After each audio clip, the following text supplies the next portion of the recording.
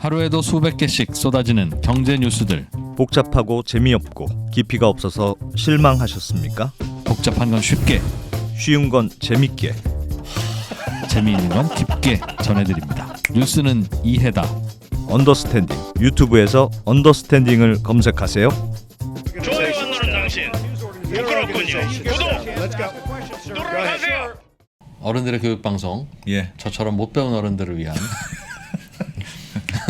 늦게라도 배워보자. 네. 컴퍼니 백브리핑 시작하겠습니다. 예. 오늘은 비즈니스워치의 박수익 기자님 나오실 거예요. 네. 컴퍼니 백브리핑이 낳은 또 하나의 스타죠. 스타. 네. 저분이 저렇게 똑똑한 줄 몰랐다. 우리 2%가 끝나고 나면 막 극찬을 해요. 네. 공시요정 너무 내용이 버릴 게 하나도 버릴 없는, 게 없다. 정말 버릴 게 없는 한 줄 내용이다. 한 줄을 버릴 게 없다. 야. 어떻게 사람이 말을 하는데 네. 말 하나가 버릴 게 없는지 모르겠어요. 야. 보통 글을 쓰면 글은 그렇게 쓸 수는 있어. 우리가 얘기 많이 하면 잡담 그만해라 막 이러잖아요. 2%는 특히 뭐 사실 10마디 하면 한마디도 쓸 게 없는데 와. 이렇게 정제된 말을 하면서도 맞아요. 쉬우면서 정확할 수 있는가 네. 감탄하고 있습니다. 비즈니스워치 훌륭한 언론사고요. 네. 박수익 기자를 보유하고 있는. 맞아요. 오늘은 네. 여러분들 가장 민감하게 생각하시는 주제 중에 하나죠. 물적 분할. 물적 분할을 한 후에 이제 분할된 자회사를 상장시키는 과정에서 예. 기존 모회사 주주들이 피해를 많이 봤잖아요. 네. 왜 이러시는 겁니까? 피해를 많이 봤는데 그 부분에 대한 피해 구제책이 정치권에서 논의되고 있습니다. 어떤 네. 거 되고 있고 어떤 게 합리적이고 뭐 가능할지 뭐 어떤 게 얘기되고 있는지 뭐 그런 이야기 자세하게 좀 나눠보겠습니다. 지난주에 사실 한번 뭐 김수원 대표님도 한번 살짝 다루셨는데 네. 제가 한번 다뤘다고 얘기하니까 박수익 기자님이 그건 다른 것도 아니다. 그 정도 내가 건드린 거 가지고 심화해서 이 정도는 해야 된다. 다뤘다고 하지 마라. 보고 실망했다. 이야기를 그래서 다시 한번 다룹니다. 비즈니스워치 박수익 기자님 어서 오십시오. 안녕하세요. 네. 새해 복 많이 받으십시오. 예, 새해 복 많이 받으시고요. 네. 물적 분할. 네. 물적 분할은 이제 다 알죠? 다 알죠. 전 국민이 다 아는 물적 분할. 혹시라도 여기 모여 계신 1,000명 가량 되는 실시간 시청자 중에 네. 그래도 뭐 어색한 분도 있을 거 아니겠어요? 익숙하지 네. 않은 분을 네. 위해서 물적 분할을 설명해 달라고 하지는 말고 안 기자님 설명해 주십시오. 아 제가요? 네. 물적 분할, 인적 분할. 물적 분할은 인적 분할은 그런 거예요. 제가 예전에도 어디서 한번 얘기했는데 만약 백과사전 있으면 두 개로 쪼개. 백과사전이 너무 두꺼워. 너무 두꺼워서 갖고 다니기 힘들어요. 네. 그럼 쪼개도 이것도 내 거, 이것도 내 거잖아요. 그렇죠? 네, 주주 입장에서는 회사가 인적 분할로 쪼개지면 둘 다 주식이 생겨요. 예. 근데 물적 분할은 이를테면 엄마가 아기를 낳는 거예요. 그러면 100% 자회사가 되잖아요. 예. 뚝 뛰어다가 원래 뱃속에 있었는데 아기가 생기는 거죠. 그게 물적 분할. 그 물적 분할. 인적 분할은 책을 반으로 자르는 거. 그렇습니다. 그 아들도 거의 내 거 같긴 한데 예. 말을 안 듣고 장가가면 끝이고. 그 장가가면 끝이지. 그러니까 물적 100% 자회사를 만드는 것까지는 괜찮아. 그건 내 새끼 맞아. 그렇죠. 근데 얘가 장가를 가면 장가가면 시집을 가면 남의 집 자식이야. 아니야. 그렇게 되는 문제가 있죠. 그 얘기예요. 네. 그게 인적 분할, 물적 분할입니다. 물적 분할이다. 맞습니까? 네. 100% 자회사를 만드는 게 물적 분할. 네. 기존 주주 비율대로 네. 존속회사, 신설회사 지분 나누는 게 인적 분할. 네. 그 말씀하신 대로 지난주에 김수원 대표님께서 너무 자세하게 또 쉽게 다뤄주셔가지고 예. 저도 저도 그 방송을 보고 공부를 많이 하면서 항상 이게 김수원 대표님이 약간 뭔가 영감을 많이 주시는 것 같아요. 네. 저희 개인적으로는 저희 스승이시기도 하시고 네. 사실 그래서 저도 좀 열심히 좀 취재를 해가지고 조금 더 이제 구체적인 내용을 반복적으로 알려드리면 또 많은 공감대를 형성하기 좋겠다 싶어서 네. 한번 저도 가지고 알겠습니다. 나와봤고요. 이제 바로 내용으로 본론으로 들어가는 게 좋을 것 같은데요. 네. 이제 바로 물적 분할을 해서 기존 모회사 주주들이 피해를 입을 때 네. 어떻게 보상하느냐. 보상하냐. 예. 지금 이제 여야 대선 후보들의 공약도 있었고 이번 주 그러니까 내일 모레 6일 날 더불어민주당 이용호 의원하고 국회 입법조사처가 공동으로 토론회를 합니다. 네. 네. 오후 2시에. 그 토론회 유튜브로 하니까 유튜브로 한번 보시고 2시에 하고 대충 한 5시에 끝나고 그럼 컴퍼니 백브리핑 또 바로 이어서 시청하시고 뭐 이렇게 네. 하시면 될 것 같아요. 네. 예. 좋은 목요일이 될 것 같고 예. 내용이 대략 한 3가지 정도로 압축이 되는 것 같아요. 지금 네. 물적 분할과 관련해서 주주들의 가치가 훼손되는 이 문제, 물적 분할 후에 신설 자회사를 재상장시키는 과정에서 예. 기존의 모회사 주주들의 주식 가치가 훼손되는 문제에 대해서 어떤 식으로 보호 장치를 마련할 것인가에 대해서 3가지로 압축이 되는데 하나하나 일단 설명을 드리고 이것이 또 완결편은 아닌 것 같아요. 여전히 보완해야 될 숙제가 있고 그런 것들을 종합적으로 좀 말씀을 드리겠습니다. 예. 먼저 첫 번째 방안은 물적 분할은 그러니까 우리가 주식 매수 청구권이라고 해서 그 회사 이사회가 합병이나 분할 합병, 영업 양수도와 같은 중요한 의사결정을 할 때 그 의사에 반대하는 주주들은 적정한 가격에 내가 가진 주식을 회사 니들이 사가라. 예. 우리 결별하자. 네. 그걸로 할 수 있는 권리가 주식 매수 청구권이잖아요. 예. 그런데 물적 분할에는 주식 매수 청구권이 없다고 저도 말씀드렸고 많은 패널들이 말씀을 드렸는데 그래서 이 프로님도 이 부분에 대해서 공감을 하시면서 국회를 가야 되겠다 이런 말씀도 예전에 하셨고 예. 국회를 가실 필요가 없을 것 같아요. 이제 법 개정은 안 해도 네. 그래도 좀 가면 안 됩니까? 꼭 다른 그것만 사안을 뒤에서 네. 다른 사안으로 국회를 가셔야 될 사안을 말씀을 드리겠고요. 아쉬운데 또 안 가도 된다니. 물적 분할에 반대할 경우에 주식 매수 청구권을 주겠다. 이게 일단 화면을 한번 보여주시면 예.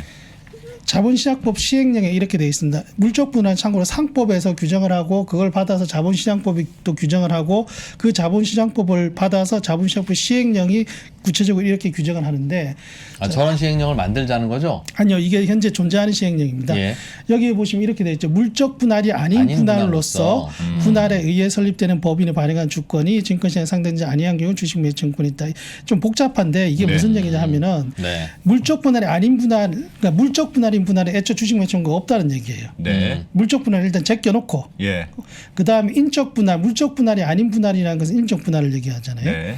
인적 분할 시는 대체적으로는 주식 매수 청구가 없는데 다만 인적 분할을 설립하는 법인이 신설 자회사가 주식시장에 다시 상장하지 않을 경우에 그러니까 인적 분할 후에 보통 인적 분할하면 존속회사는 이름을 바꿔서 변경 상장을 하고 예. 신설 자회사는 재상장을 한단 말이죠.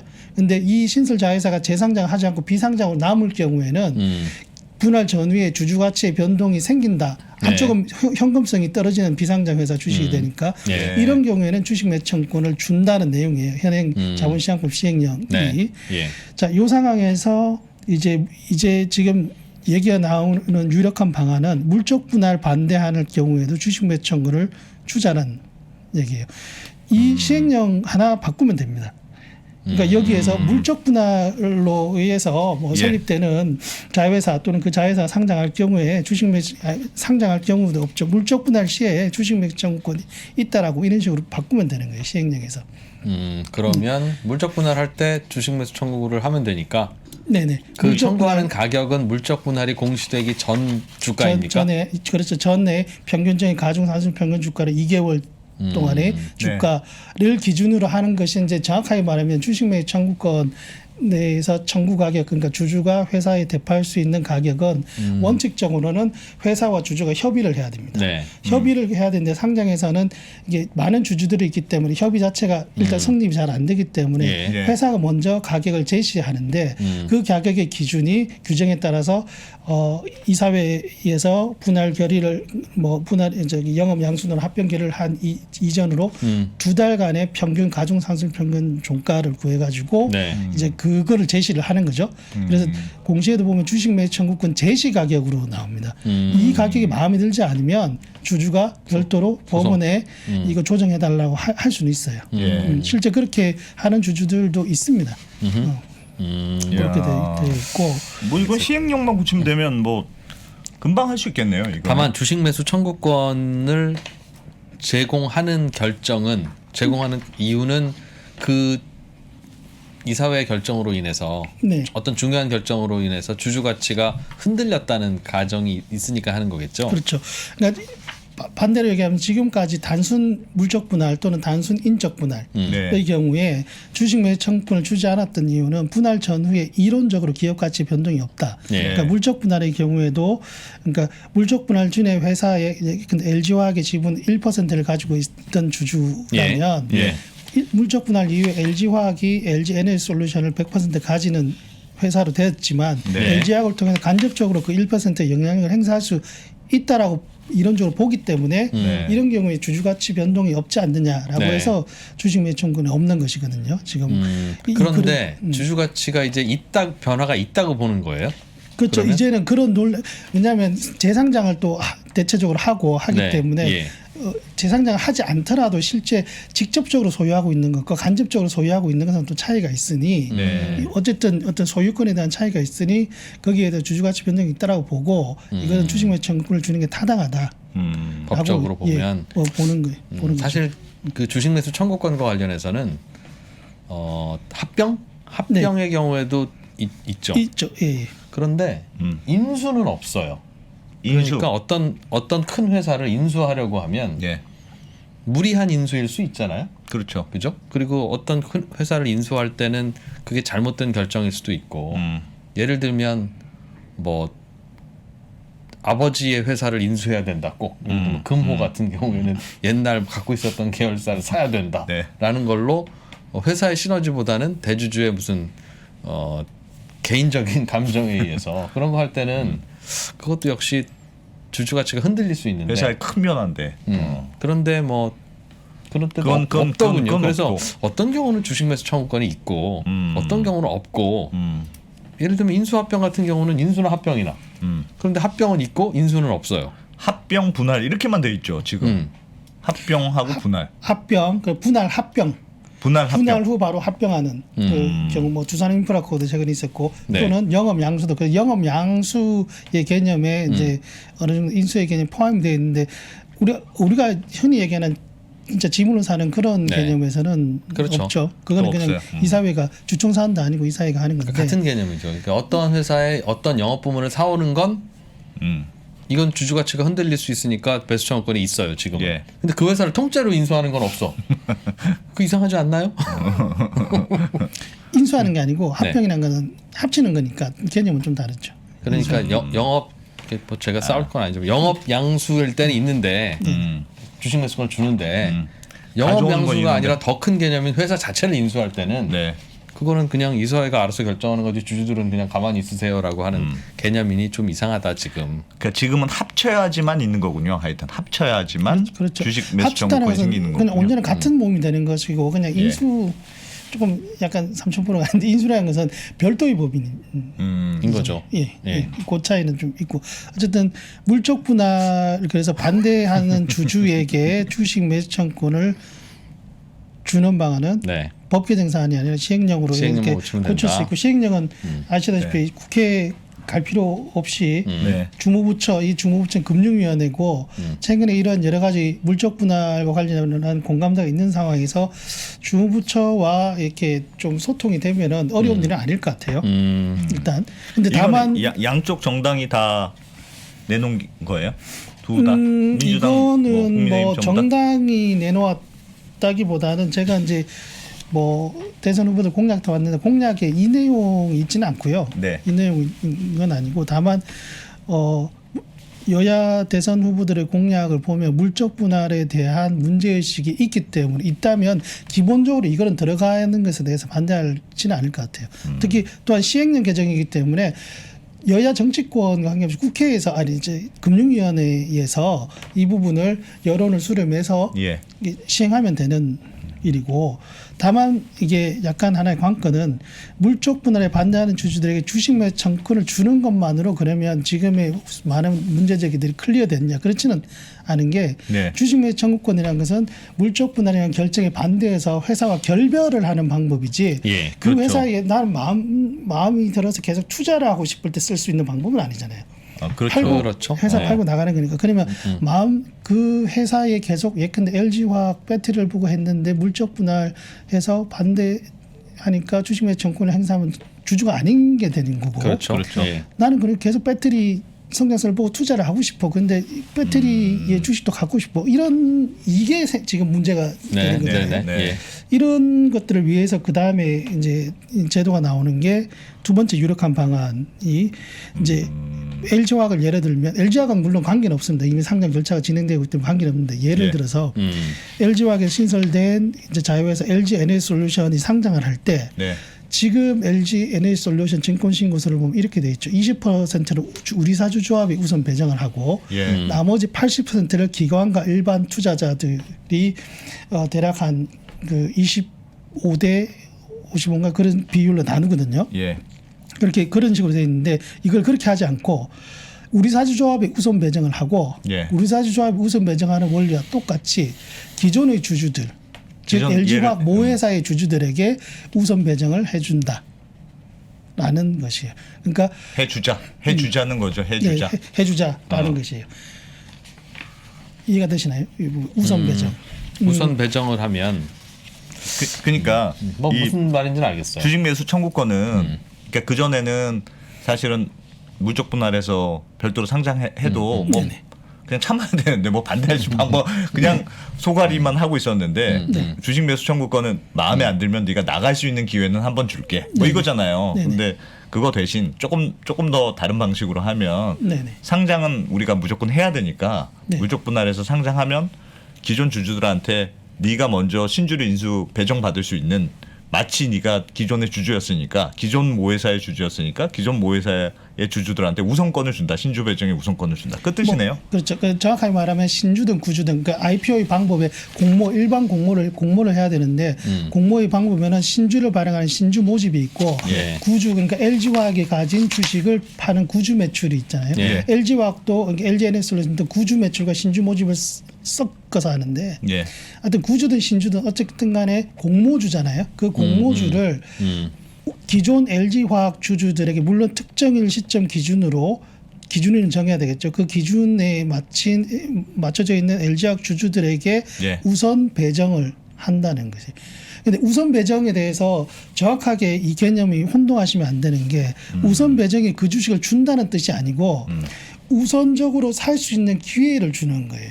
왜냐하면 우리 이렇게 생각해 보시면 되는 게 우리사주조합은 지금 신규 상장할 때 네. 코스피의 경우에 20%를 우선 배정하도록 돼 있어요. 상장 그러니까 공모되는 주식. 예, 신규 예. IPO 할 때 예. 공모 주식. 공모 주식은 신주 구주 포함해서. 네, 뭐 예. 공모 주식이 신주일 수도 있고 구주일 수도 있으니까. 예. 예. 예. 어쨌든 공모 주식의 20%를 코스피 상장 기업의 경우 20%를 의무적으로 배정해야 돼요. 예. 예. 필수.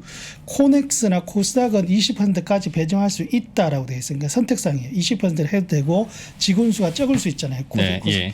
코스닥 그러면 한 5% 10% 만 해도 되고. 어쨌든 우선 배정을 해요. 예. 그러면 이때 어떻게 합니까? 우리사주조합 그러니까 회사의 임직원들은 자기들이 배정된 걸 보고 이제 회사에서 쭉 전체 동부를 보내겠죠. 자, 예. 이렇게 계획임을 얼마 배정됐으니까 참여할 사람 참여하세요. 안 할 사람 안 해도 돼요. 공모가에 참여하는 거죠. 그렇죠. 공모가에 참여하는 거죠. 돈이 그래서 있으면 하는 것이고. 난 할래, 뭐 난 직원들에게. 관둘래, 뭐 이렇게 결정하는 보통, 거죠. 그렇죠. 보통 대출 받아서 많이 하시죠. 그리고 1년 동안 묶이죠. 우리사주로 묶이죠. 네. 근데 참여 안 하실 분들은 그냥 참여 안 하셔도 돼요. 그죠? 안 하면 그 미달된 주식이 다시 기관이나 일반으로 일반한테 가겠죠. 가죠. 맞아요. 예. 똑같은 방식으로 이제 물적 분할 후 그 신설 자회사가 상장을 하는 과정에서 우리사주 조합에 20%를 배정하는 우선 배정하는 것처럼 네. 기존 모회사 주주들에게 똑같이 나머지 80%를 우선적으로 배정하자. 그래서 그들이 선택할 수 있게끔 예. 참여하고 싶은 사람은 공모가에 들어가고 네. 안 하고 싶은 사람들은 포기 드롭 하게끔 하자. 드롭 네. 했는 주식 즉 이제 실권 나는 공모주는 다시 일반 청약자에게 돌리는 예. 이런 방법인데 이게 가능할까 이게 싶은 예. 거잖아요. 예. 그래서 다음 화면 한번 보여주시면 죄송합니다. 이게 지금 이제 증권 인수 업무 규정이라는 것인데요. 예. 저 규정 바꾸면 된다는 거죠. 예. 그러니까 참고로 이 규정이 뭐냐면 자본시장법이 있고 그 밑에 대통령령으로 시행령이 있고 시행령 밑에 하위 규정이에요. 그러니까 시행령 바꾸는 것보다 사실 더 쉬워요. 이게. 아하. 그럼 공모주 누구한테 나눠주는 거는 뭐 가능하죠. 그러니까. 자, 이걸 한번 간단하게 말씀드리면 아까 말했던 1호, 2호가 그 우리사주조합 우선 배정이죠. 예. 예. 3호가 일반 청약자에게 공모주주 25% 이상 배정한다. 이게 작년 이맘때 한참 논란이 됐던 예. 네. 원래 20% 배정하는데 5% 높인 거예요. 어디서 5%를 끌어왔느냐 바로 4호의 4일드 펀드에 원래 10% 주는 걸 5% 낮추면서 그걸 바꾸면 되지 뭐. 예, 끌어와서 이런 식으로 똑같은 개념으로 물적 분할 후에 신설된 자회사가 다시 상장할 때는 기존 주주에게 공모주를 뭐 몇 퍼센트 우선 배정한다라고 여기에 6호까지 정확하게 7호까지 있는데 여기 8호 하나 더 만들면 예. 클리어. 야. 뭐 가능한 거죠. 국가유공자한테 줄 수도 있고. 뭐 그거야. 네, 맞습니다. 뭐 얼마든지 주는 거야 줄 수 있죠. 네, 맞습니다. 뭐 아니 그때 약간 다른 얘기긴 한데 우연히 만난 LG화학 어떤 직원분이 그런 말씀하시더군요. 그러니까 LG 에너지 솔루션은 지금 막 상장 작업 하고 있잖아요. 그래서 우리 사주 받는다고 하니까 이게 뭐 얼마가 된다는 둥 막 뭐 그런 기사들도 있던데 네. LG 에너지 솔루션 배터리 적자 날 때 LG 화학 돈으로 다 갖다 부었는데 근데 우리는 하나도 없고 주가는 떨어지고. 주가는 떨어지고 분할된 다음에 자기들은 우리 사주는 어차피 에너지 솔루션 직원들만 해당이 되니까 우린 뭐냐 이게 뭐 그런 불만도 있더군요.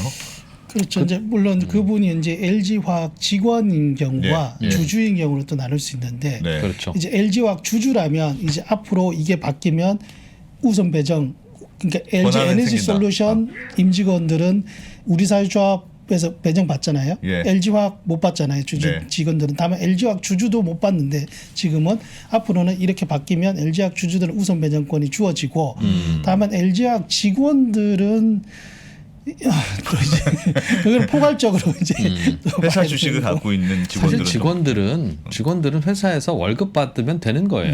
그게 뭐 언제부터 직원들이 회사에 그걸 가지고 해요. 주주가 나눠 갖는 거지. 네. 필요하면 사면 되는 거니까 주식은. 네. 그래서 일단 두 번째 방안이 이 방안 역시도 네. 국회까지 할 필요가 없어요. 이거 금융위와 금투협 선에서 끝나는 문제입니다. 예, 네. 끝나는 문제고 이게 참고로 그 이재명 후보 쪽 공약에 이 내용이 있어요. 그 다음에 윤석열 후보 쪽 공약에 있는 내용이 그 다음에 나오는데 바로 그 화면을 보여주시면 예. 지금 물적 분할 관련된 공약만 따왔는데 그러니까 이재명 후보 쪽에서는 이렇게 공약이 되겠죠. 우선 배정을 추진한다. 아까 방금 말씀드린 그 얘기고 예. 윤석열 후보 쪽 공약은 신주 인수권을 부여하는 방안을 추진한다. 이게 맥락은 같은 맥락인데 약간 의미는 달라요. 윤석열 후보 쪽 공약에 조금 더 어떻게 보면 다른 방안을 써야 돼요. 이거는 증권 인수업무 규정으로 바꿀 수 없는 법안 내용이고 아. 이재명 후보 쪽 공약은 사실 대통령 후보가 공약 안 해도 금융위 금투협선에서 끝날 수 있는 문제이고 네. 참고로 아까 말씀드리면 규정만 바꾸면 된다는 거고. 네. 그다음 이제 이 세 번째 방안을 보면은 물적 분할 후에 자회사가 상장할 때 기존 주주에게 신주 인수권을 주겠다. 네. 나름 이거는 윤석열 후보 쪽의 공약이기도 공약 한데, 사항이죠? 그러니까 예. 제가 지금 이 세 가지 방안을 말씀드린 것은 꼭 여야 후보들의 공약에 대해서 제가 말씀드린다기보다는 네. 공약도 참고하고 또 지금 국회 정치권에 나오고 있는 또는 금융 당국에서 나오고 있는 내용들 중에서 가장 유력한 세 가지를 제가 압축해가지고 예. 말씀드리는 겁니다. 특정 어떤 후보와 연관된 것은 아니고 네. 참고사항으로. 저게 공모주 우선 배정이 두 번째 방안이었는데 네. 신주 인수권 주는 거랑 무슨 차이가 있습니까? 예, 그 차이를 설명을 먼저 예. 드려야 될 것 같아요. 그러니까 우선 배정이라는 것은 아까 우리사주조합도 그렇고 만약에 기존 모회사 주주들에게 우선 배정을 했을 때 예. 우선적으로 인수할 그러니까 순번표를 나눠주는 거예요. 그렇죠. 네. 순번표만. 순번표가 왔는데 나 그냥 안 할래 순번표 버리면 끝. 네. 그죠? 근데 신주 인수권은 순번표에 가치가 매겨져 있어요. 그래서 이 순번표를 아. 그러니까 내가 참여하지 않을 수도 있지만 않으면 그걸 누구한테 번호표를 팔 수가 있는 거예요. 아.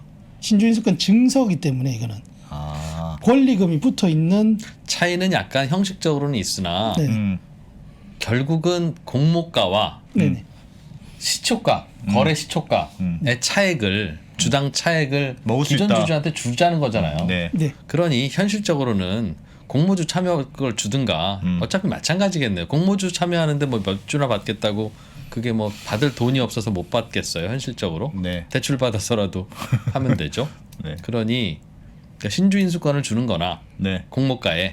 공모에 참여할 수 있게 해주는거나 취지는 비슷한데 그 컨셉은 같다. 순보표를 팔 수 맞아요. 있느냐 안 팔 수 있느냐 그 차이다. 형식적으로는 맞아요. 뭐, 네, 그 컨셉은 거의 똑같고 네. 다만 이제 신주인수권이 조금 이제 권리금이 붙어 있는 거라고 보시면 네. 되는데 다만 이게 이제 이런 것을 도입할 때의 차이가 좀 있어요. 아까 우선 배정을 해주는 거는 증권인수 업무 규정을 바꾸면 되는 문제인데 예. 신주인수권을 배정할 때는 다시 한번 화면을 보여주시면 상법 418조 1항 2항 이거 바꿔야 됩니다. 법을 바꿔야 이건 돼요. 법을 바꿔야 문제가 되는 달라요. 거예요?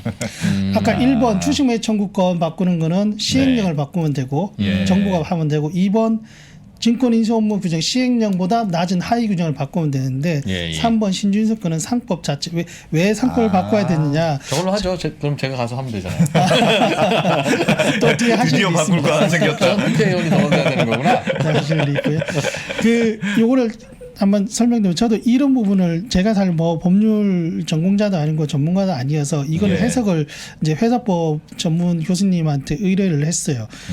이 조항만으로 그러면 신주인수권 배정을 못하냐 바꿔야 되냐. 자 보시면 상법 418조의 1항을 보면 주주는 그가 가진 주식수에 따라 신주를 배정할 권리가 있다. 예. 만약에 LG화학을 다시 예로 들면 LG화학이 분할해서 LG에너지솔루션을 만들었고 LG에너지솔루션이 S올이 지금 상장하는 과정에서 신주를 발행을 하는데 그러면 LG S올의 신주를 배정받는 권리가 있는 주주는 이 조항을 보면 LG S올의 주주만 되는 거예요. 예. LG화학의 주주라고 해석할 근거가 하나도 없어요. 이 항을 보면 그럼에도 불구하고 1항의 규정에 불구하고 정관이 정하는 바에 따라서 주주 이외의 자에게 신주를 배정할 수 있어요. 그러니까 네. LG S의 주주가 아닌 LG화학의 주주들을 배정할 수는 있는데. 있습니다만 이 경우는 다만. 신기술 도입이나 재무적 개선 등 경영상 목적을 달성하기 필요한 경우라고 보기 어렵잖아요. 그죠? 등이니까 재무구조 개선의 등. 뒤에를 등을 하나 더 붙이면 될 것 회사의 같은데. 경영성 목적은 얼마든지 다양하니까. 다양하긴 하지만 모회사 이걸로 주주들의 원성을 잦아들게 하기 위해서 다양하긴 하지만 이걸로만은 그렇게 무리하게 해석하기는 또 어려운 거죠. 글쎄요. 사실은 합리적으로 어려우니까 그러면 상법을 바꾸든지 상법을 바꾸기는 사실 되게 어려운 게 상법이라는 것은 한 번 바꿀 때 저도 예전에 정치부 기자를 했었는데 그때 그러니까 국회 법제사법위원회 이런 데 상법 바꾸는 걸 보면 이런 내용 하나로 바꾸는 경우가 한 번도 없습니다. 여러 가지 조항들이 막 섞여서 이만큼을 가지고 네. 하기 때문에 굉장히 복잡하고 오래 걸리는 게 상법 개정이고 다만 방법이 하나 있는 게 네. 방금 말씀하신 대로 등이 있잖아요. 등. 그럼 그러니까. 등을 유연하게 해석을 해서 회사의 정관에 네. 물적 분할로 뭐 이렇게 상장하는 자회사에 대해서 그 신주인수권을 기준 예. 주주에 준다는 건 정관에 넣으면 뭐 되는데 뭐 그거를 넣을 회사들이 있을지는 모르겠습니다. 알겠습니다. 알겠습니다. 신주 인수권은 얼마에 주는 겁니까? 공모 주식을 주는 건 공모가에 주는 건데 네. 신주 인수권은 공모가와 다를 수도 있죠. 신주 인수권이라는 것은 그러니까 기존 주주에게 신주 인수권을 배정한다고 했을 때 네. 신주 인수권 권리를 주는 가격은 0원이죠. 권리 그냥 주는 것이고 그렇죠. 네. 주주의 자격으로 자동적으로 배정을 하는 것이기 때문에 0원이고 근데 신주를 그 인수하는 가격, 행사 가격. 그러니까 신주를 인수하는 가격은 이제 공모가가 되겠죠. 권리가 있는 상태에서 공모가로 그걸 사야 되는. 반드시 공모 과정에서만 주는 거는 아니지 않습니까? 아니죠. 그러니까 일반적으로 신주인수권에 등장하는 가장 흔한 사례는 유상증자죠.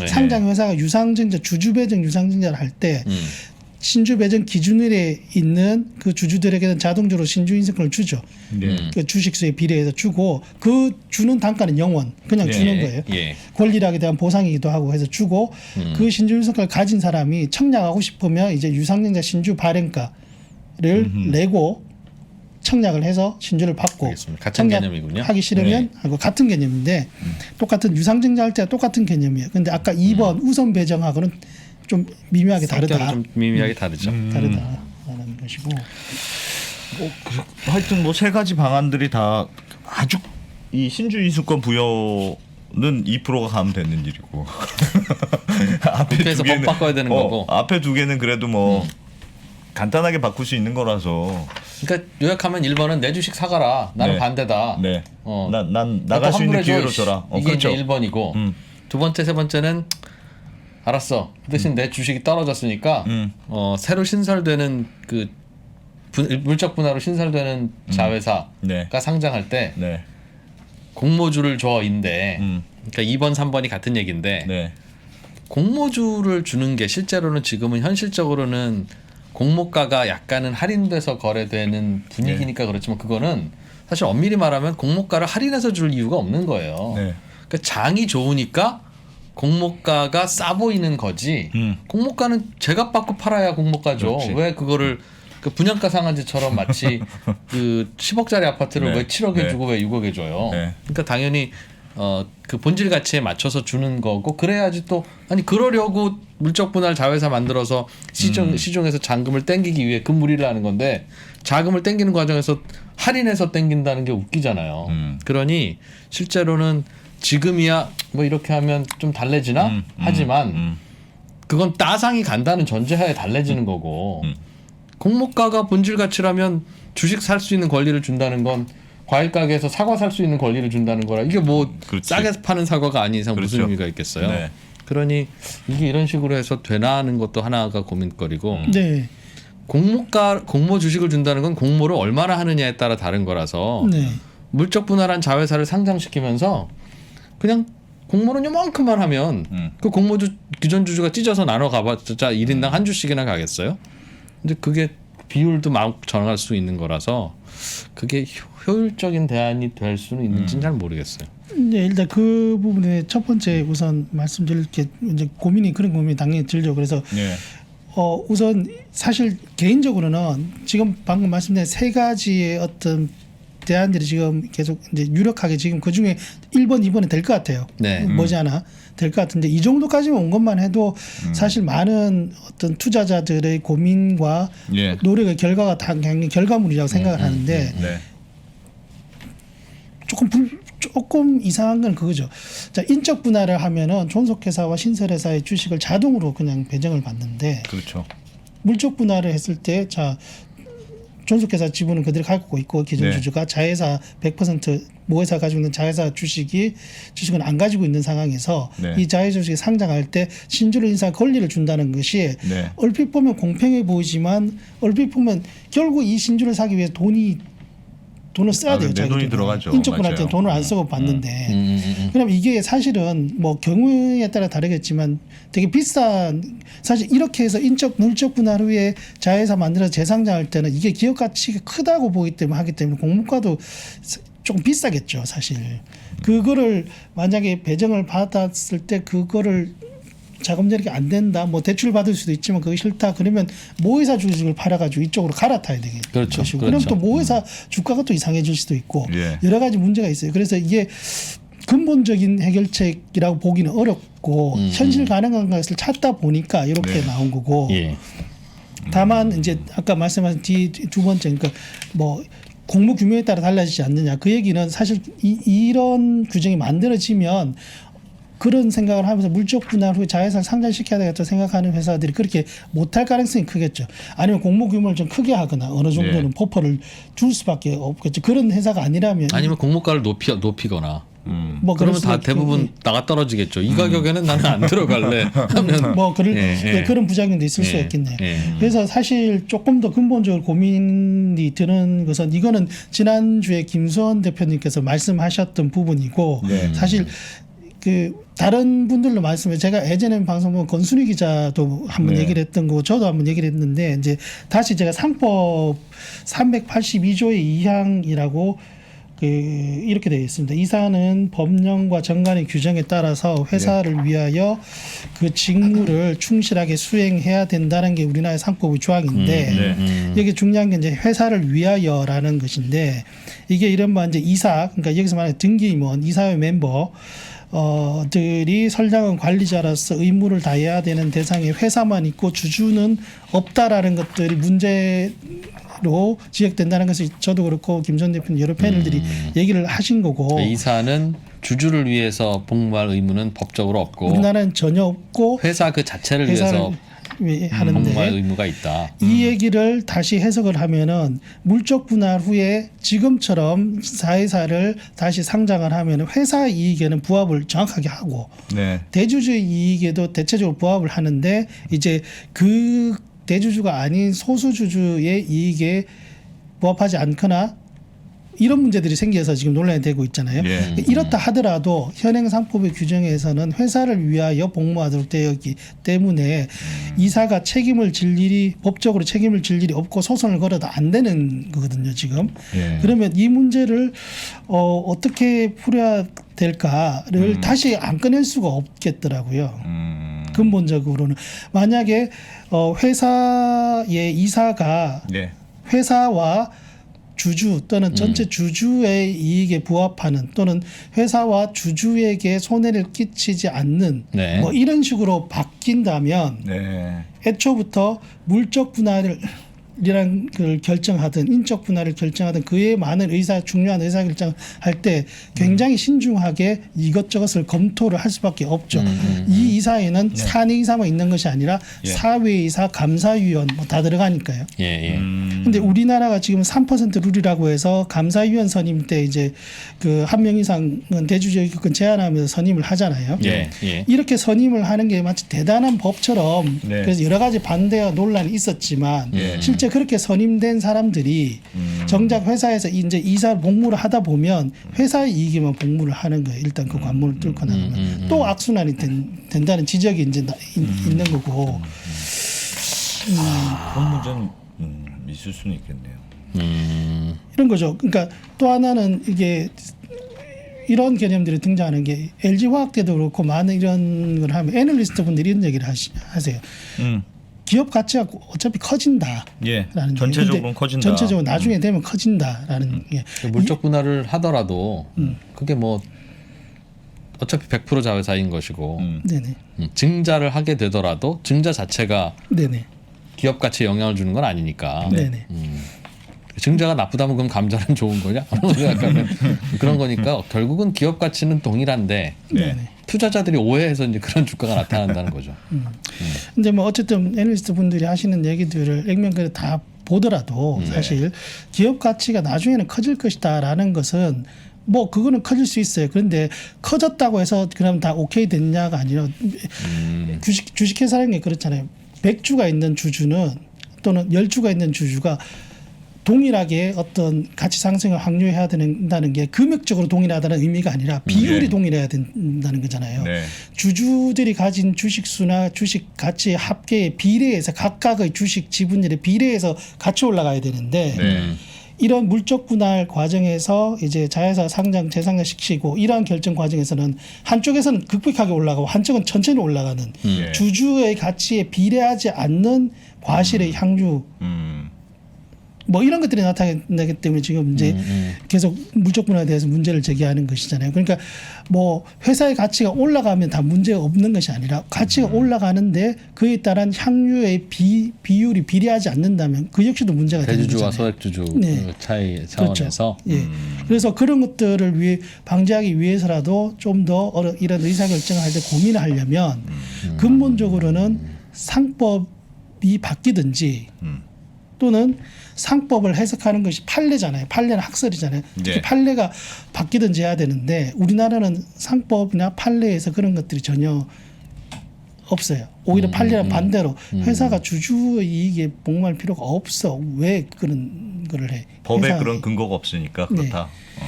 법에 그런 근거가 없더라도 네. 제가 그래서 이거를 이제 미국과 관련된 우리가 흔히 미국이나 영국 이런 쪽을 많이 얘기하잖아요. 예, 예. 미국과 관련된 미국 회사법에서 이걸 어떻게 규정되고 있는지를 예. 법률 전문가분들께 자문을 구하고 저도 직접 찾아봤어요. 예. 미국의 회사법이라는 게 미국은 법이 이제 주마다 다른데 미국의 회사법의 주류가 두 개가 있더라고요. 예. 먼저 첫 번째로 넘버 2가 뭐냐면은 미국의 모범 회사법이라고 있어요. 모범 회사법? 주마다 법들이 다르기 때문에 이걸 예. 어느 정도 통일성을 주자 해서 예. 미국 변호사협회에서 약간 회사법이나 정말 이런 것들 약간 모델 어떻게 보면 모범 규준을 만든 거예요. 예. 그 규준에 보면은 이제 이런 얘기가 나와요. 그 이제 회사의 이사는 다음의 자들이 받는 손해를 입증할 책임이 있다. Corporation or its shareholders, 그러니까 회사 또는 그 회사의 주주가 입은 손해를 입증할 책임이 이사에게 있는 것이에요. 주주가 입은 손실을 이사가 입증해야 된다. 네. 그거 어떻게 그게 입증하지? 그러면서 그럼 손실이 없다고 생각하면 얘기하면 될 것 같은데 무슨 얘기가 있죠? 그러니까 모회사 그러니까 우리나라처럼 물적 분할 후에 상장을 하고 이렇게 네. 그 상장하는 과정에서 그런 자회사 결정을 상장 했다, 예를 과정에서 들면. 다른 주주가 들어오면 예. 기존 주주의 주식 가치가 아무래도 떨어질 가능성이 크잖아요. 예. 주식 가치라가 주가 떨어지면 떨어지는 것이고 또는 여러 가지 그만큼 하여튼 합당한 밸류를 못 받으면 네. 이것 때문에 그런 것이 아니라는 것을 이사가 입증을 해야 되니까. 주가가 떨어진 것이 애초 그런 것들을 이사진들이 그걸 경계하겠죠. 오히려 그런 결과들을. 그러니까 이사가 해서 결정한 그 결정에 의해서 네네. 주가가 떨어진 게 아니라는 것을 이사가 스스로 입증해야 네. 된다. 적극적으로 해명해야 된다. 이사가 입증해야 의사결정에 그게 대해서. 주주의 이익에 반하지 않은 결정이었다는 것을. 네, 이건 제가 직접 그 모범회사법을 찾아본 것이고요. 그런 식으로 돼 있다. 그건 뭐 그렇게 해야죠.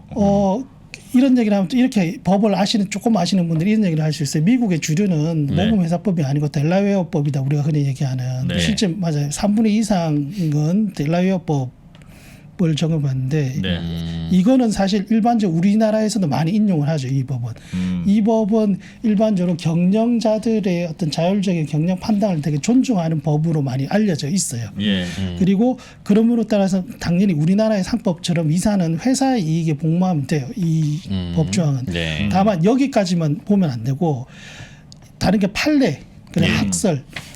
그러니까 이 델라웨어법에 따르면 이사가 회사의 이익에 따라서 회사의 어떤 이익에 부합하는 방향으로 결정을 하면 되는데 네. 다만 그 결정이 이해상충이 있을 때 네. 그러니까 회사와 주주 또는 주주 간에라도 대주주와 소수주주 간에 이해상충이 발생하는 이런 문제까지 법이 보호해주지는 않는다. 그러니까 이해상충이 있으면 너희들의 의사결정은 존중 대상이 아니다. 그렇지 않고 이해상충이 없는 문제에 대해서 얼마든지 존중해 준다는 게 델라웨어법을 해석하는 압도적인 판례와 학설이라는 것이 이게 회사법 전문가들에게 제가 자문을 받은 결과이고 그 제가 예전에 이 델라웨어법이 그런 거잖아요. 그 바이든 대통령도 나 반기업적인 사람이 아닙니다. 내 델라웨어 출신 아닙니까? 한 게 델라웨어잖아요. 무슨 뭐 기업들의 천국이라는 운동 네네. 이렇게 하는 게 델라웨어법이잖아요. 그래서 굉장히 경영 맞습니다. 판단을 웬만하면 존중해 주는 존중한다. 하여튼 경영적인 판단이었다 하면 대부분이 익스큐즈가 되는. 그렇죠. 뭐 그것 때문에 이제 우리나라에서 보통 델라웨어법을 인용할 때 많이 인용하는 게 포이즌 필. 이게 이제 경영권 방어 장치 중에 하나죠. 포이즌 필 델라웨어법이 있는데 우리도 왜 제대로 하는데 우리는 왜 도입하냐 이런 얘기를 할 때 델라웨어가 많이 등장을 하고 네. 그런 분에 인해서 델라웨어법이 경영의 자율성을 존중하는 법이다라고 알려져 있지만 그거는 팩트인데 그 경영의 자율성을 존중하는 범위는 이해상충을 벗어나지 않는 범위라고 그것이 델라웨어법을 해석하는 판례와 학설입니다. 압도적인 그것도. 그러니까 주주가 그러니까 이사는 회사를 위해서 복무하는 게 원칙이나 네. 그 회사를 위해서 복무하는 그 행위와 결정이 주주의 이익에 반해서는 안 된다. 그러니까 이해상충이 되면 안 된다. 서로 간 이해를 그러니까 알겠어요. 그런 게 이제 합리적인 얘기가 제가 델라웨어법은 약간 아는데 델라웨어법 판결에 이게 판례 이런 게 있어요. 그러니까 웬만하면 이사회 결정을 하면 다 익스큐즈가 돼. 그게 주주들의 권한을 약간 침해가 되더라도 그건 경영상의 판단이다. 그럼 대부분 익스큐즈가 되는데 문제가 되는 경우가 어떤 경우냐면 그 조건들이 있어요. 델라웨어 판례를 보면 1번은 독립적인 이사회 결정이 있어야 된다는 네. 거고 또 하나는 예를 들면 소수주주들의 권한 침해가 있을 때 소수주주들의 별도의 찬반을 얻었느냐 안 얻었느냐 그 조건이 있어야 돼요. 그 소수주주들도 이거는 뭐 우리는 괜찮은 결정이라고 생각합니다.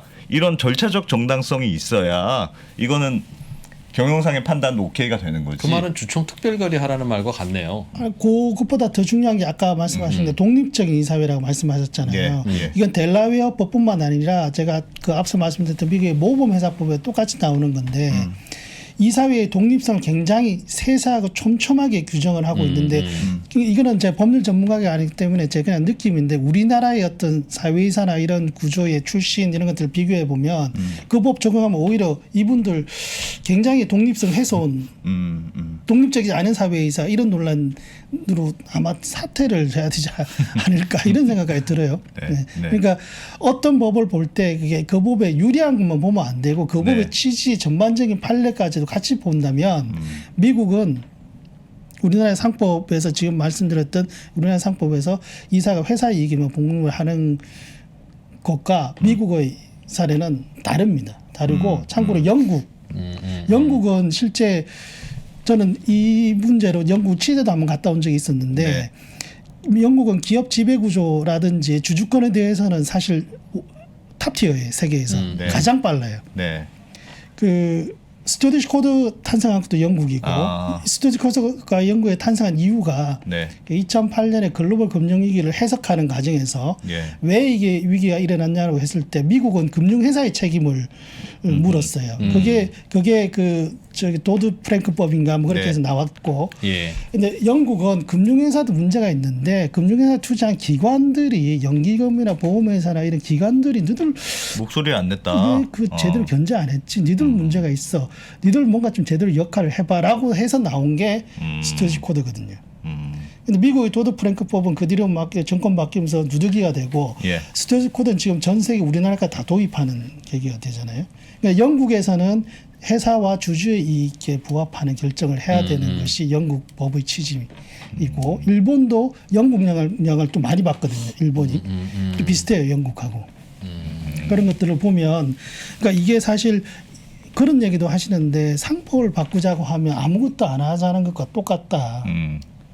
너무 어렵기 때문에 상법을 바꾼다는 게 특히 이게 얼마나 많은 첨예한 논란이 있을 것이고 제가 또 너무 반대 의견을 말씀 안 드린 측면도 있는데 예. 합리적으로 합당한 반대 의견도 분명히 있어요. 예. 이렇게 했을 경우 어떻게 모든 것들을 다 고려를 하느냐.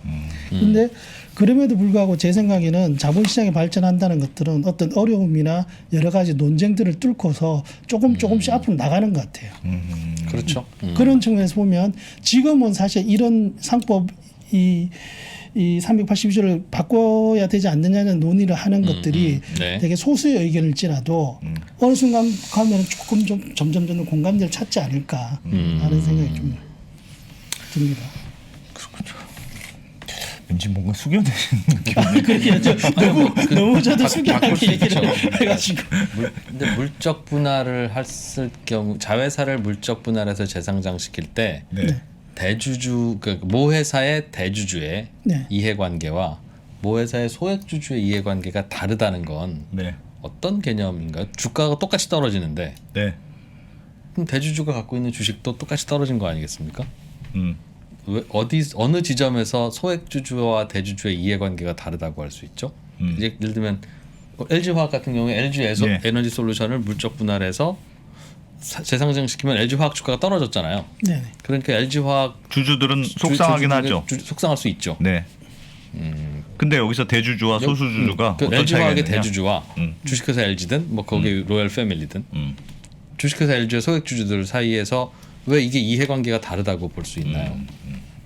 그러니까 대주주만 좋고 이렇게 하는 게 일단 그 소액주주는 LG 나빠. 에솔과 같은 자회사에 대한 지배권을 네. LG화학이라는 법인이 온전히 이제 다 가지는 것이고 거기서 일단 차이가 그렇게 가짐으로 해서 그 LG화학을 실제로 컨트롤하는 또 대주주로 연결이 일단 되는 것이고 네. LG 에솔이 만약에 잘 돼서 벌어들이고 이런 돈들이 있을 때에 그 돈에 대한 어떤 배분에 대한 결정 역시도 법인과 그 법인을 실제 컨트롤한 대주주에게 있는 거잖아요. 그러나 이 사회는 거기서 소액주주들이나 대주주의 뭐 구별 없이 잘 할 거 아니겠습니까? 그런 전제하에 이사는 회사 이익을 위해서 공부를 하면 되니까. 네. 그러니까 현실적으로야 네. 그러니까 저희가 뭐 그 현실을 모르나요? 네. 다 회장님 맘대로 하시지. 네. 회장님 맘대로 하시는 거니까. 근데 그거는 회장님 맘대로 하시는 거가 문제지. 그런 것 법과 무관하게 현실적으로 그렇게 돌아가는 게 문제지. 법적으로 보면 그러니까 대주주나 소액주주나 특별하게 더 차이 나는 손실이라는 게 존재하지 않는다면 이게 항상 법리 논쟁이 있을 수 있다. 그리고 고치려면 회장님이 마음대로 하시는 그걸 고쳐야지. 그렇지 그것도 고쳐야 될 않겠나 것이고. 하는 생각이 근데 지금 들어요. 말씀드렸던 예. 세 가지 내용은 대주주나 소액주주를 차별해서 뭘 주는 권한은 아니고 네. 주식 매입 청구권이나 우선 배정이나 신중인수권은 적어도 기존 모회사의 주주에게는 대주주든 소액주든 관계없이 주는 것이고 주는 거죠. 네. 또한 제가 아까 상법을 개정해야 된다라고 했을 때도 네. 회사와 주주라고 했지 회사와 소액주주를 위하여라고 말씀드린 게 아니잖아요. 네. 네. 그 주주에는 대주주와 소액주주가 다 포함되어 같이 있고 있는 거니까. 100주를 가지고 있고 한 주를 가지고 있으면 금액적으로 같이 이익을 환원하는 것이 아니라 그 비율대로 비례해서만 환원되면 이익을 거니까요. 향유할 수 있으면 된다라는 것이죠. 근데 지금은 그렇지 않고 약간 좀 어긋나지 않느냐라는 얘기. 근데 하여튼 어쨌든 간에 이게 물적 분할이 그 얼마 전에도 그런 결정이 있었던데 삼성자산운용 같이 이제 ETF 많이 하는 회사들 있잖아요. 네. 이런 회사들이 어떤 고민이 있냐면 예를 들면 LG화학을 ETF에 포함해 있어요. 네. 근데 LG화학의 주요한 사업부가 휙 분할해가지고 별도로 상장한다니까 주가는 떨어지는 문제가 있지만 우리는 배터리 ETF인데 근데 그럼 LG화학을 가지고 있는 게 이걸 어떻게 할 거냐? 갑자기 고민이 되는 거죠. 그래서 그동안에는 어떻게 할지 모르고 있다가 이번에 내부적으로 어떤 식으로 바뀌었냐면 물적 분할해서 상장하면 얘는 버리고 무조건 얘로 바꾼다. 그게 이론적으로 맞죠. 예를 들면 배터리 ETF다. 근데 LG화학을 들고 있었는데 물적 분할했는데 상장한다고 하는데 LG화학을 계속 들고 있는 게 이상하잖아요. 투자의 전략으로서는 오를 주식 사는 게 맞으니까 맞는데 네. 항상 우리의 고민은 모회사는 다른 사업부도 있고 배터리 사업부도 100% 자회사를 갖고 있고 네. 자회사는 배터리 자회사뿐이고 제가 그러잖아요. 그래서 오리털 베개와 이불을 같이 파는 거, 오리털 베개만 파는 거. 네. 물론 오리털 베개가 좋아서 하는 네, 건데 네. 똑같은 오리털 베개와 이불을 같이 파는 거에 대해서 시장에서 가치 평가를 낮게 할 뿐이지. 네.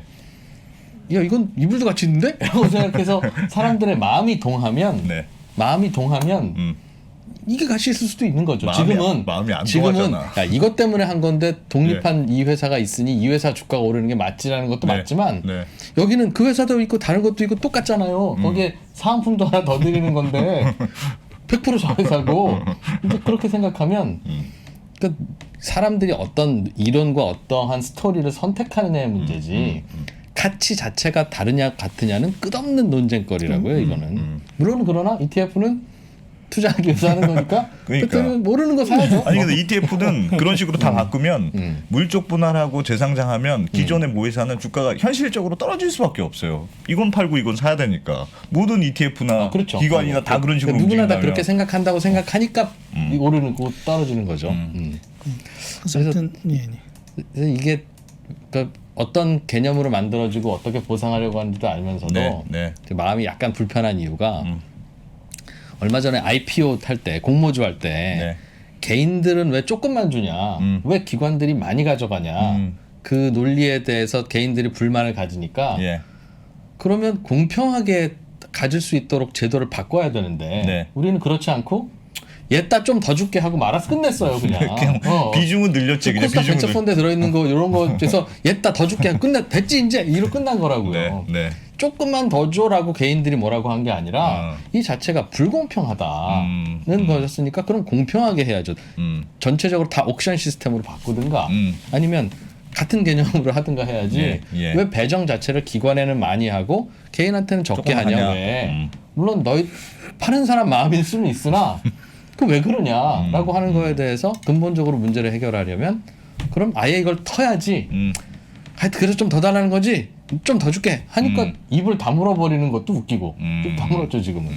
근데 이것도 마찬가지로 물적 분할되는 자회사를 상장시켜서 모회사 주주가 네. 피해를 입을 때 문제가 있다면 이 문제를 근본적으로 풀어야지. 지금은 알았어 얘따 공모주 좀 더 주면 되는 거 아니야? 네. 결국 돈 달라는 맞아. 얘기 아니니? 야, 그게 라고 할 때 주식 달라는 얘기. 네. 그것도 얘따 공모주라는 게 이게 기분도 일단 나쁘고 공모주라는 게 항상 싸게 거래하는 것도 아니며 공모주가 싸게 거래되는 맞아요. 거 자체도 이상하잖아요. 맞아요. 그러니 이게 무슨 솔루션이냐 하는 거예요. 그래서 이제 제가 말씀드렸던 것이 주식 매수 청구권 그럼 오케이 그렇지 인수인주인권 우선 배정 뭐 일단 당장 시행 가능한 거니까 법규 네. 없이 할 수 있는데 근본적으로는 상법 382조에 대한 성찰이 필요합니다. 그러니까 꼭 물적 분할이 아니더라도 그리고 이게 회사와 주주를 위해서 복무를 해야 되는 게 주식회사의 원칙에도 맞고 네, 네. 미국도 그렇게 해석하고 있고 영국, 일본 다 그런데 우리는 판례가 오히려 반대로 왜 주주를 위해서 회사를 위해서만 하면 되라는 게 판례인데 이 부분이 지금은 사실 쉽지 않은 건 알아요. 쉽지 않은 건 알지만 이게 꼭 그렇다고 그러면 소액 주주만을 위해서 하라는 얘기가 아니라 예. 모든 주주가 비례해서 네. 자신의 네. 주 그렇겠죠. 네. 이런 고민을 해야 된다는 것들이 이제 시발점으로 나와서 이것들이 가다 보면 요 얘기만 좀 드리면 예. 지금 국민연금 의결권 막 얘기를 많이 하잖아요. 네. 국민연금 의결권이 생긴 게 얼마 안 됐습니다. 2005년 이전에 국민연금에는 의결권을 안 줬어요. 예. 그래 좀 더 넘어가면 1998년 외환위기 이전에는 기관 투자자도 의결권이라는 게 없었어요. 아 그랬어요. 왜 니들이 자리가 아니니까 사실. 왜 니들이 의결권을 행사해? 그냥 그냥 자본 그 받아가지고 투자 한 수익만 건데. 받아라고 하다가 도저히 이게 견제 감시 제도가 작동 안 해요. 그 기관 투자자들에게 의결권 준 게 98년. 그러다가 그때도 공적 연기금에 대해서 의결권 못 썼어요. 연기금이 무슨 의결권이야? 야. 2005년에 참여정부 때 엄청난 논란을 뚫고서 국민연금 의결권이 생겼어요. 아하. 공적연기금. 그런 식으로 자본시장은 조금씩 느리지만 발전을 해가는 것이고 예. 이 제가 말씀드린 상법 382조의 2도 네. 이렇게 말씀하시는 분들이 계속 우리 백브리핑에서도 많잖아요. 김선 네. 대표님도 계시고 네. 예. 이런 것들이 공론화되다 보면은 느리지만 언젠가는 좀 더 여러 가지 찬반 의견들이 계속 주고받다 보면은 합리적인 방안이 뭐 나오겠죠. 만들어지겠죠. 네. 그 말 들으니까 또 확 설득되네 저는. 그렇죠. 그래서 애초부터 주식 매수 청구권 나 반대야. 내 주식 사가라고 해서 부담을 주게, 그러니까 물적 분할 자체를 못하게 부담을 주는 게 가장 뭐 그럴 수 있죠. 좀 더. 그럴 수 있는데 이제 아마 이제 이게 이렇게 되면 LG 화학이 최초에 배터리 사업을 할 때는 사내 사업부로 시작했죠. 네. 네. 아마도 이제 앞으로는 모든 회사가 새로운 사업부를 시작할 때는 무조건 100% 자회사 만들고 시작할 거예요. 그럴 수도 그러니까 있어요. 아예. 예. LG 화학이 지금 사내 사업부로 했다가 물적 분할하니까 욕 먹는 거잖아요. 주식 매수 청구권이 있는 거잖아요. 그러니 처음부터 모든 사업부를 다 100% 자회사를 만들어 놓고 예. 그 중에서 크면 크는 거죠. 계속 또 지원하는 거죠. 이러면 물적 분할 아닌 거잖아요. 그렇죠. 예. 그러면 이걸 어떻게 항의할 거예요? 이렇게 한 다음에 이걸 상장시키는 경우에.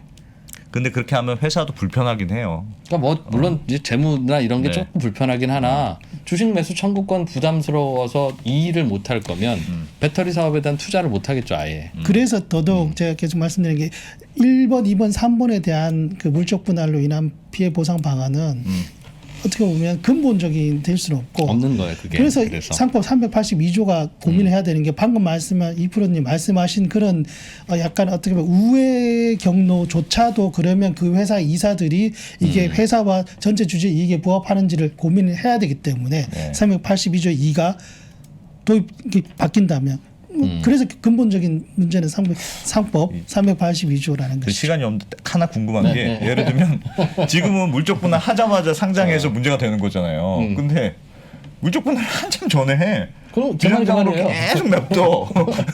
그리고 나중에 상장해. 지금 카카오 그룹이 그러고 있잖아요. 카카오가 다 그런 식으로 하는 거예요. 물적 그렇게 분할 하면 어떻게 해야 되냐. 물적 분할 보통 그런 식으로 하잖아요. 사내 벤처를 만들다가 네. 이거 얘기 될 것 같다. 그럼 물적 분할 하죠. 얘기가 될 것 같으면 물적 네. 분할 해. 그 비상장으로 계속 냅둬. 그 사업이 커졌어. 그럼 나중에 상장했을 때도 똑같이 하고 이걸 적용할 뭐라고 수 하면 있느냐. 물적 분할 안 하고 그냥 100% 자회사 껍데기를 만든 후에 배터리 사업부에는 인재들을 그쪽으로 발령 보내는 거예요. 이 물적 분할이에요? 인사 배치지.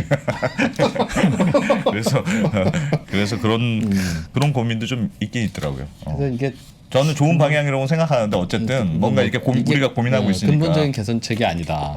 네, 그래서 다시 말씀드린 상법 382조의 2가 중요하다. 네. 알겠습니다. 야, 이런 얘기를 어떻게 하지? 대한민국에서 한 시간씩 여러분 앉아서 듣고 계시는 만 분은 정말 대단하십니다. 아, 저도 오늘 30분 하면 끝날 줄 알았는데 네. 이렇게 길어져가지고 이걸 국민들이 같이 고민하는 나라는 네. 대한민국밖에 와, 없어요. 우리 진짜 네. 대단합니다. 비즈니스워치 박수익 기자 덕분에 네. 또 다양한 생각도 하게 됐고 말씀하신 대로 조금씩 나아가겠죠. 뭐 흠결 없고 이견 없는 원 스텝이 어디 있겠어요. 네. 왠지 저는 그래도 오늘 약간 웅장한 느낌이 들어 막 뭔가 훌륭한 논의를 한 것 같은. 그죠 뿌듯하셨더니 뭔가 웅장한 느낌이 드는데요. 6일에 내일 모레 더불어민주당의 이용호 의원이 이거 토론회 한다는 거죠. 예, 네. 이게 뭐 일산 이용호 TV라고 유튜브에서 생중계를 하고 끝나면 바로 컴퍼니 백브리핑 여기서 하니까 생중계 예. 하죠. 그래 여기 가서? 와서 해도 그것도 되는데. 좋겠네요. 기왕 뭐 이거 궁금한 분들 있으니까. 네네. 알겠습니다. 비즈니스워치의 박수익 기자였습니다. 고맙습니다. 감사합니다. 역사상 최고의 수익률의 강세장이 이어지고 있죠. 금융위기 이후에. 근데 이 강세장의 끝은 다 급락이에요. 또 이렇게 나오는 거 아니냐에 대한 걱정들이 커지는 거예요. 디램 사이클도 바닥을 딛고 돌아설 수 있는 가능성이 있으면서 동시에 그 당시에 자사주 매입을 강하게 하면서 삼성전자 주가가 2배 이상으로 강하게 올랐었기 때문에 저희는 그렇게 되면 삼성전자 주가는 진짜 많이 오를 수 있다 라고 생각을 하고 있고요. 아직은 그러기는 좀 힘들다. 네이버, 카카오톡 플랫폼 기업들 그리고 2차 전지의 기업들 뭐 이런 유두를 묶어보게 되면은 그래도 이 정도를 합하면 하나의 어떤 삼성전자를 대체할 만큼 빠르게 올라왔다는 명품이 백화점에서 구조적으로 성장해주는 유일한 품목이기 때문에 신세계의 고성장이 굉장히 눈에 띄었던 해였습니다. 지금 보는 이 가치평가 프레임이 붕괴한다라고 생각하는 거고요. 가치평가 프레임의 붕괴라는 것은 쉽게 얘기하면 기존 산업이 붕괴하는 것을 의미한다라고 저는 생각을 합니다. 내가 주식을 능동적으로 분석하고 끌고 가야 되는 거지 끌려다니는 것만큼 스트레스를 받는 게 없고 에너지가 소모되는 게 없거든요.